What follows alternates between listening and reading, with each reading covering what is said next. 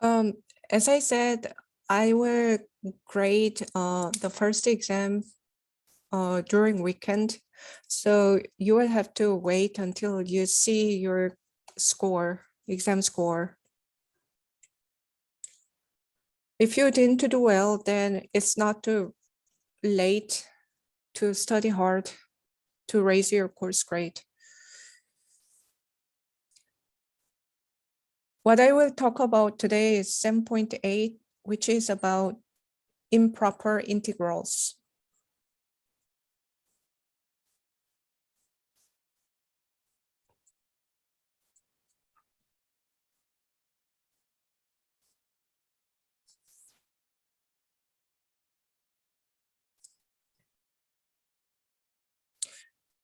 The kind of integration we want to think about is area under the curve. When the curve look like this, there is no upper bound. So let's say this is y equals 1 over x squared. Then based on our knowledge, the area under the curve will be 1 to infinity because there is no upper bound of the given function because the given function is a positive function. So that can be examined as t goes to infinity, integration 1 to t 1 over x squared dx. So that basically means we are thinking about the function y equals 1 over x squared. And we start at the same point, but we put upper bound as t, but t is just an indefinite number. So we think about the area between 1 to t, and then we push this upper bound to infinity. Then when we do this, if the area doesn't diverge to infinity, we will get to a number, and that is the definition of improper integrals.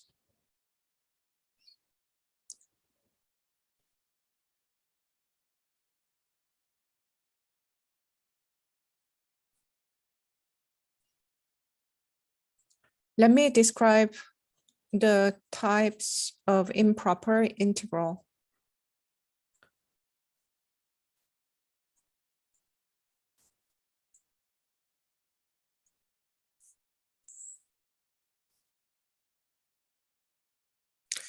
So in type 1, what happens is there is no limit in either upper bound or lower bound of the integral.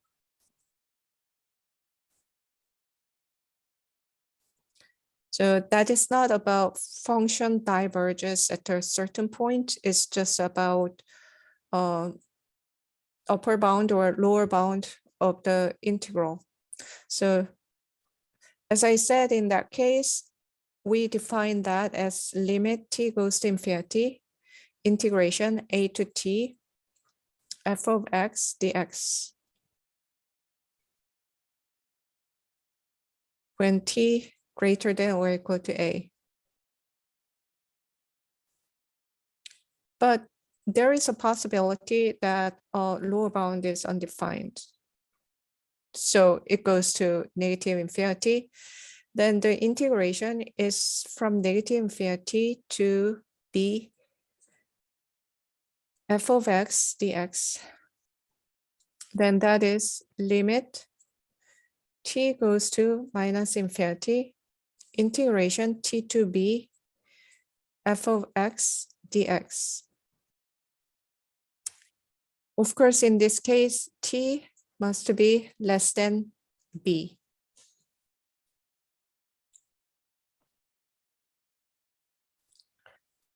This time, both lower bound and upper bound may be just an infinity. Then we break that into two pieces. in the middle. So any number is fine. And we define that as minus infinity to a f of x dx plus integration a to infinity f of x dx.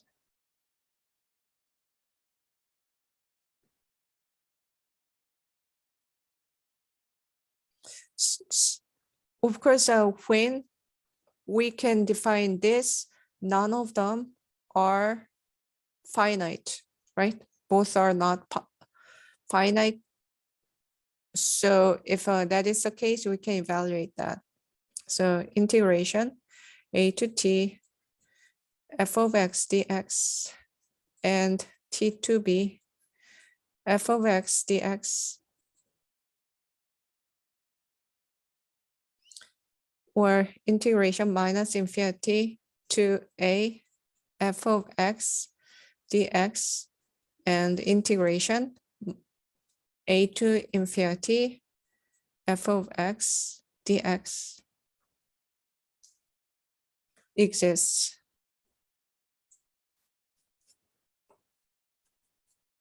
That basically means this is finite and this integral is finite.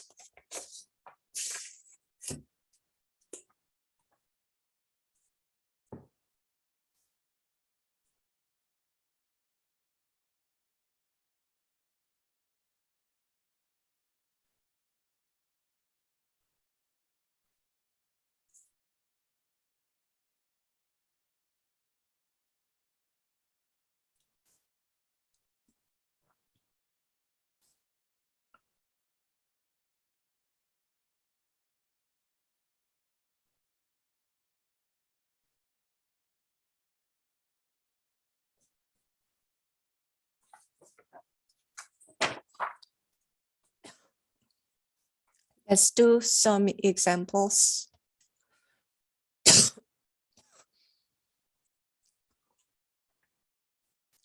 Evaluate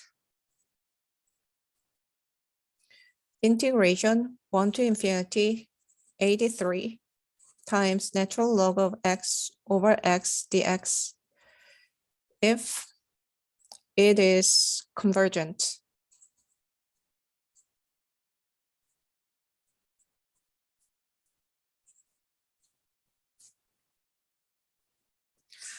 So integration 1 to infinity 83 natural log of x over x dx.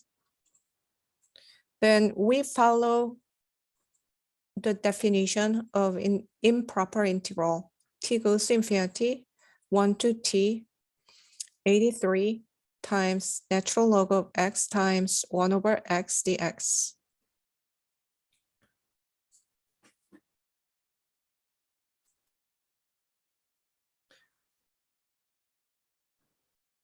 Then what's happening here is if you differentiate natural log, then we have 1 over x dx.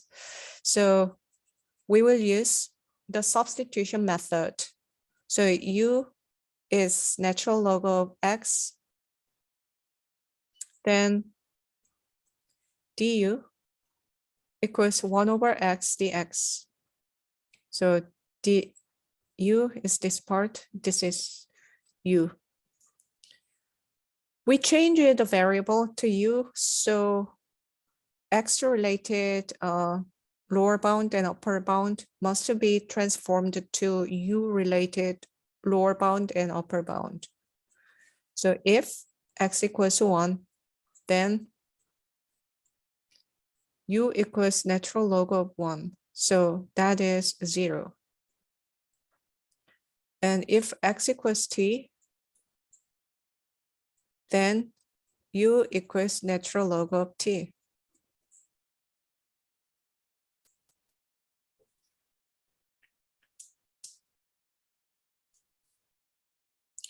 Let's do substitution. So limit t goes to infinity, integration. When x equals 1, u equals 0. So lower bound became 0. And when x equals t, the upper bound becomes natural log of t. So it becomes 83 u du.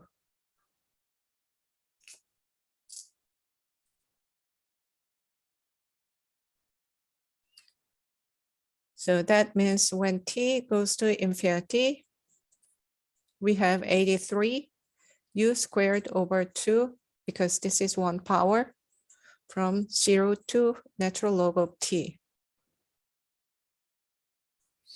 So that is limit t goes to infinity, 83 over 2 natural log of t squared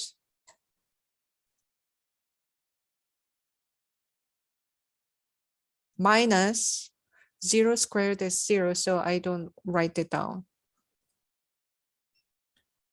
What we know about the logarithmic function is it goes like this. Y equals natural log of t. So that equals infinity, so that is divergent.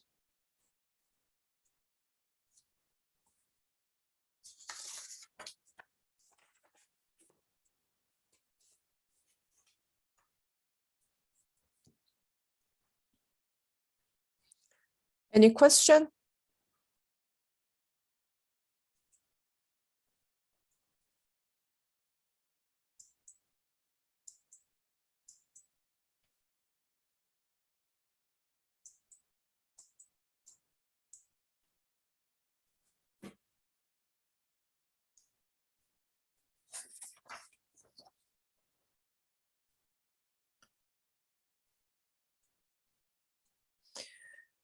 The next question is evaluate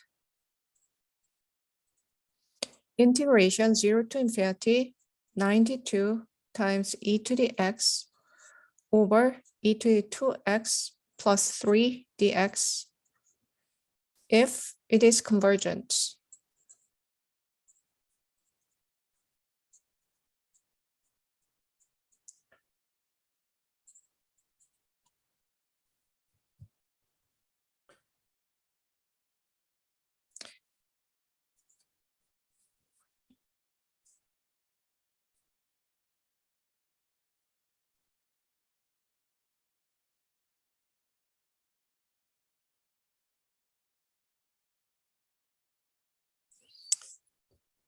In this question, what you will use will be tangent inverse. The formula is integration 1 over x squared plus a squared dx, because 1 over a tangent inverse of x over a plus c.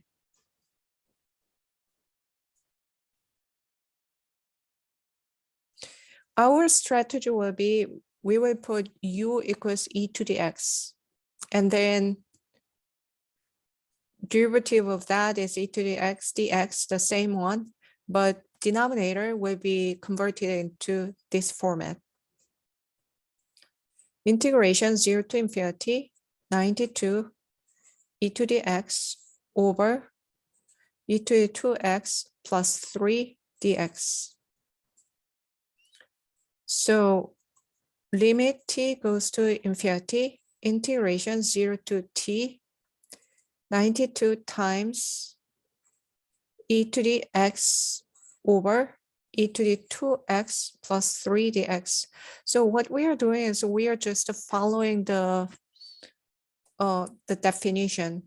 And then as we discussed, we will put u equals e to the x. Then we have du equals e to the x dx.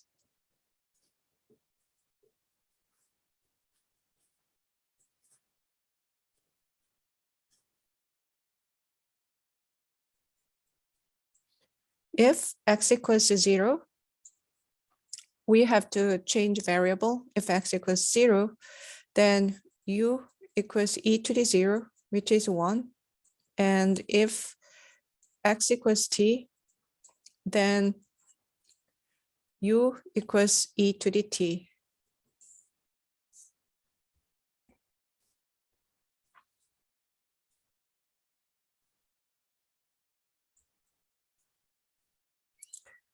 So it becomes limit t goes to infinity, integration, the lower bound will become 1 and the upper bound will become e to the t. And e to the x dx is du. And 92, and numerator will be 1. And e to the 2x is e to the x squared, which is u squared. So u squared plus 3. So we can rewrite, we want to relate this one with this one. So what we want to do is we want to rewrite this one as square root of 3 squared. 1 to e to the t, 92 times 1 over u squared plus square root of 3 squared dx du.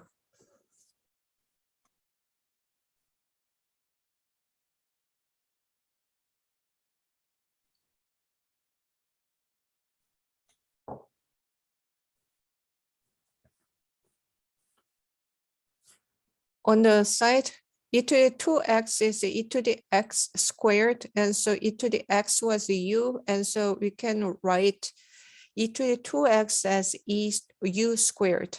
Is that what you're asking me? Yeah. Professor, Yeah. why did the 3 become a square root of 3? And now it's being squared? Yeah, square root of 3 squared equals 3, right? The reason I transformed that like this was I want to use this formula. So we have to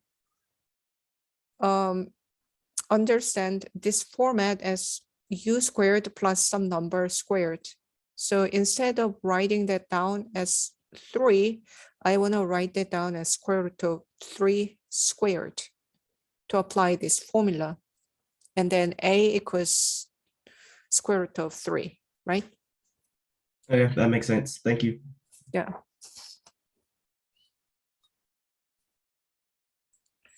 So limit t goes to infinity. So 92, we apply the formula. A became square root of 3. So 1 over square root of 3 tangent inverse of u over square root of 3 from 1 to e to the t power.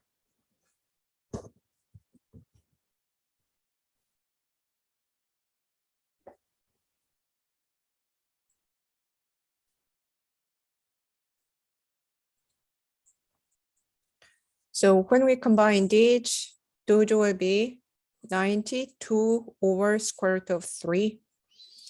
And we plug in upper bound, and then we have tangent inverse of e to the t over square root of 3 minus tangent inverse of, instead of u, I will write 1. So 1 over square root of 3.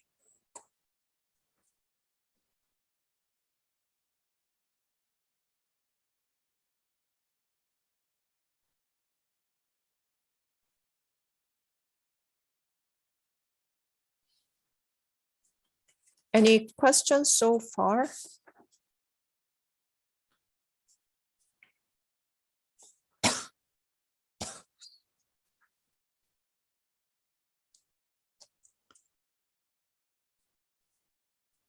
So we have to evaluate the limit.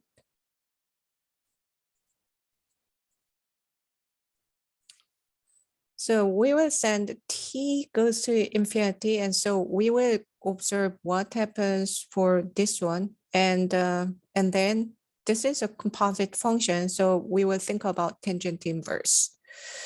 So the involved function is e to the t power over square root of 3 from college algebra class. You already know how e to the t graph look like. So y equals e to the t over square root of 3.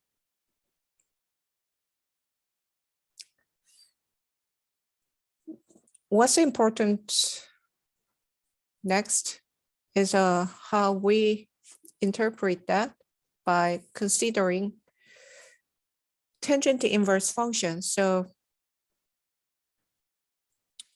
we work with y equals tangent of x. Those vertical lines are minus pi over 2 and pi over 2. What I said in the trigonometry course was from minus pi over 2 to pi over 2. That is 1-to-1. So tangent function,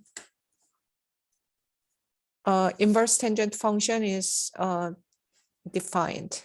What does it mean by to say it is called convergent at the beginning?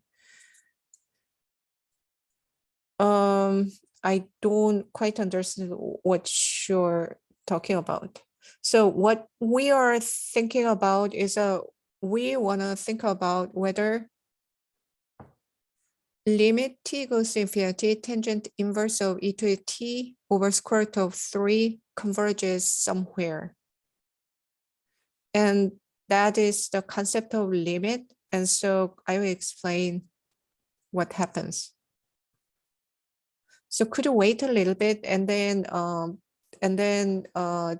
after I finish it, just if that is still unclear, then I will go through further details.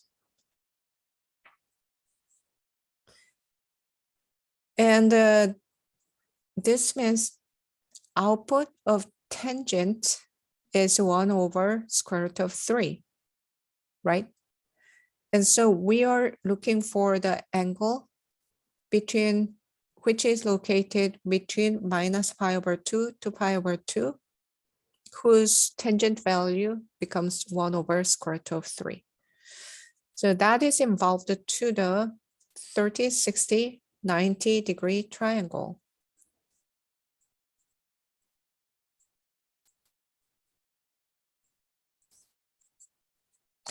And then what does that, so we want to think about this part. Tangent inverse of 1 over square root of 3 is the angle whose value, tangent value becomes 1 over square root of 3. So the angle should range between minus pi over 2 to pi over 2.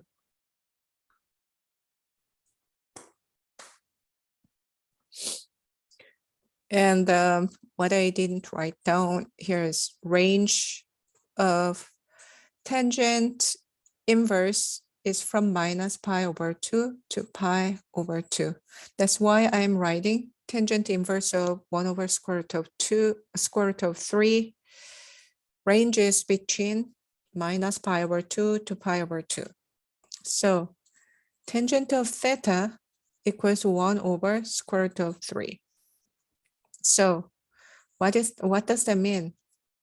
Theta is pi over 6 because this is opposite and this is adjacent. So this one is opposite to pi over 6 and adjacent to pi over 3. So the angle we are looking for is pi over 6.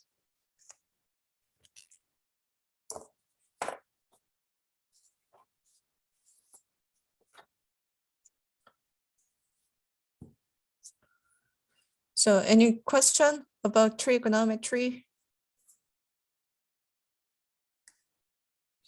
So indeed, limit is not involved, just evaluation with the trigonometric function is involved here.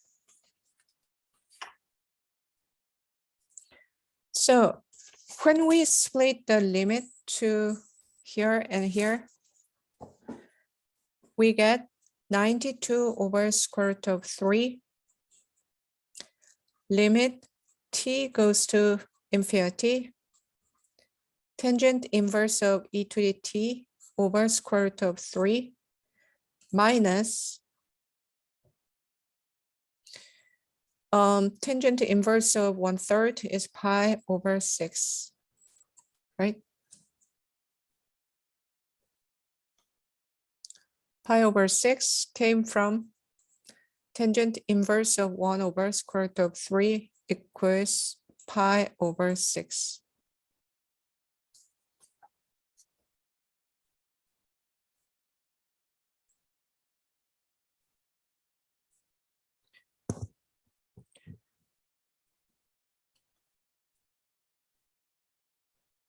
So what we have to do is evaluating this part.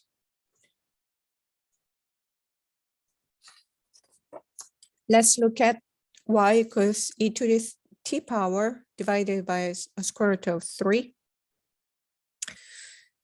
As t gets larger and larger, the graph just increases indefinitely. So as t gets larger and larger, this part will go to infinity.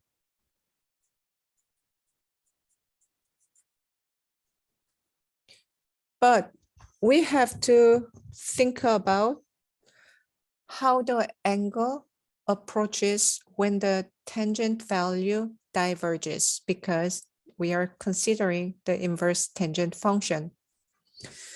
So tangent function value increases indefinitely. So obviously we are following this side of the tangent graph because tangent value should go up as positive number.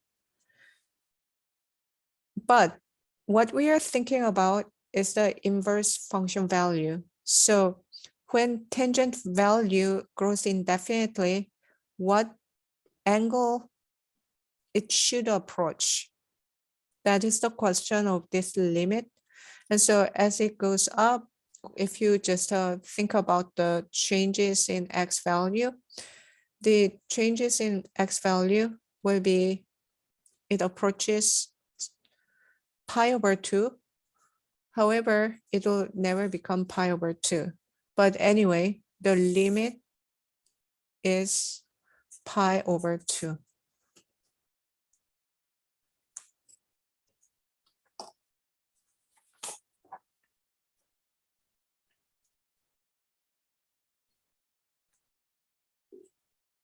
So we have 92 over square root of 3, pi over 2 minus pi over 6. So that is 92 over square root of 3 times, we think about the common denominator, 3 pi over 6 minus pi over 6. That is 92 over square root of 3 times, that is 2 pi over 6. So 2 goes into 6 and make 3. So 92 over 3 square root of 3, and pi should be on the numerator. So that integration converges to 92 pi over 3 square root of 3. Do you have any question?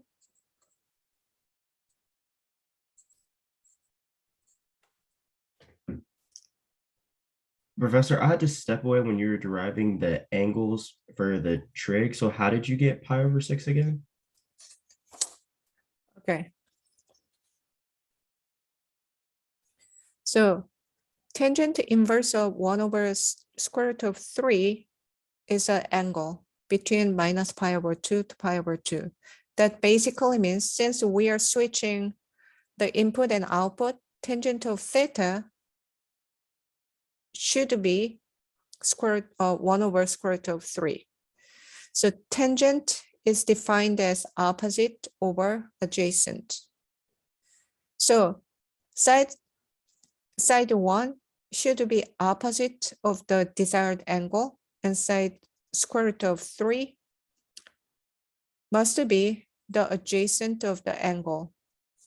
The adjacent angle is directly attached to the angle. So adjacent angle, that is adjacent angle to pi over 6, not pi over 3. Because pi over 3 is formed by these two sides, not this side. And so this is opposite to pi over 3 and adjacent to pi over 6. Did I answer your question? Not quite. We already know that it's going to be a 30, 60, 90 triangle then if we're using pi over 3 and pi over 6 then. Oh, well, yeah. Yeah, so what you have to think about is 45, 45, 90-degree triangle goes like 1 square root of 2. And the special triangle, which is involved to 2 and square root of 3 is 30, 60, 90-degree triangle. But if the fraction is involved only either 1 or square root of 2 combination, then you have to think about 45, 45, 90-degree triangle. Okay, so 2 and square root of 3 combination is 30, 60, 90-degree combination. Okay. All right, thank you. Any other question?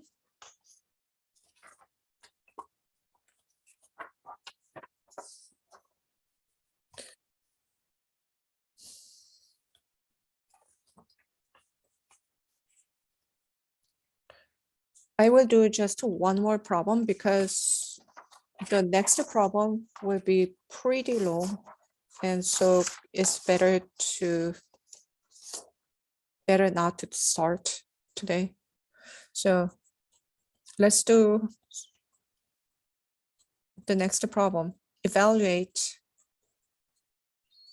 integration minus infinity to 0, 1 over 7 minus 2x dx if it is convergent.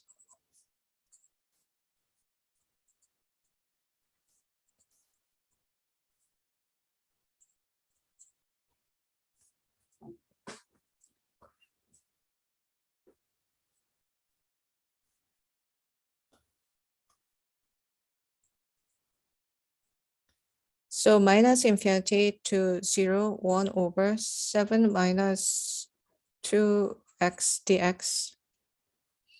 We follow the definition. And so t goes to negative infinity, then it'll be t to 0. 1 over 7 minus 2x dx.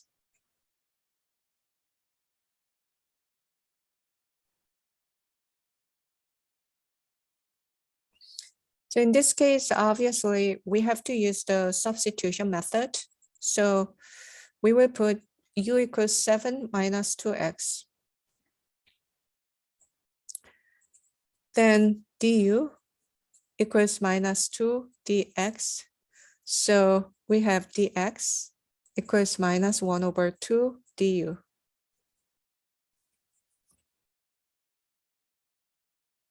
So if x equals t,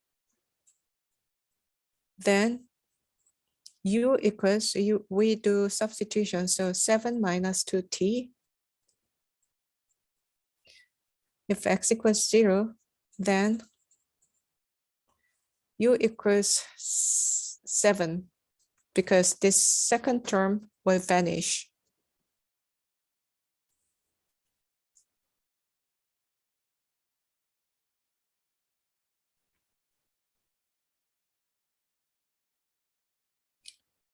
Any questions so far?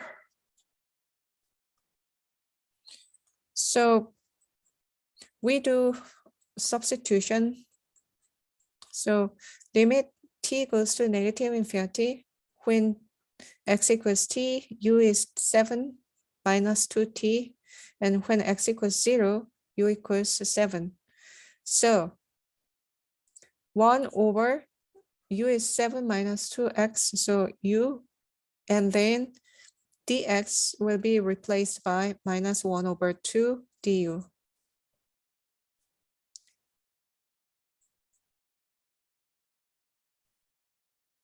So that is limit t goes to negative infinity.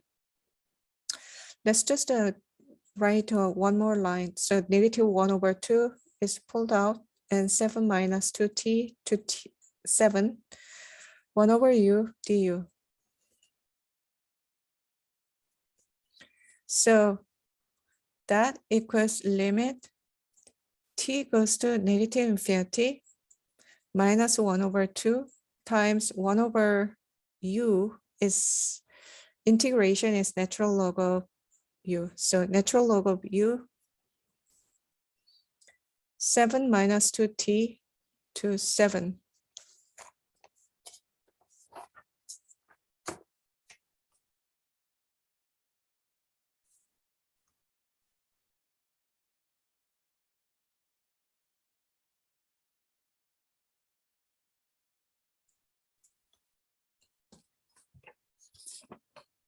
So that equals limit t goes to negative infinity. We are just plugging in here. And then that'll be minus 1 over 2. Natural log of 7 minus natural log of absolute value of 7 minus 2t. So we have to think about the limit. Before we do that, we just split that. Then limit t goes to negative infinity minus 1 over 2 times natural log of 7 minus, we are splitting this one to here, and so becomes limit t goes to negative infinity minus 1 over 2 times natural log of absolute value of 7 minus 2t. So we think about the natural log function. So y equals natural log of x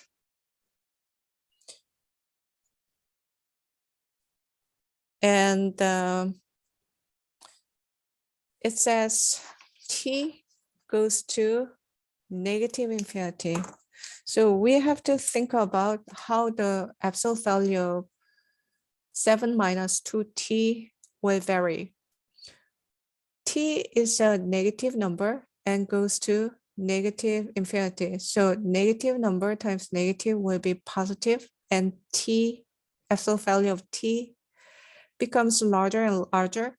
So this part will go to infinity.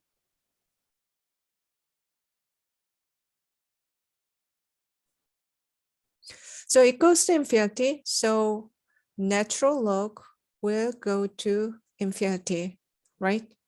And so this part, the entire part will go to infinity. So when we add this part, there is no t, so that is directly minus 1 over 2 natural log of 7. So conclusion is it should diverge.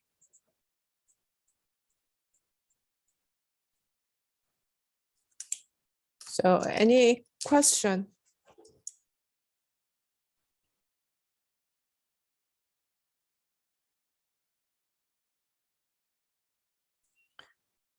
As I said, the next problem will be pretty long, and so I don't want to start it today. So if you have any question and need clarification, then you can remain. And otherwise, this is what I want to cover today. So you can leave.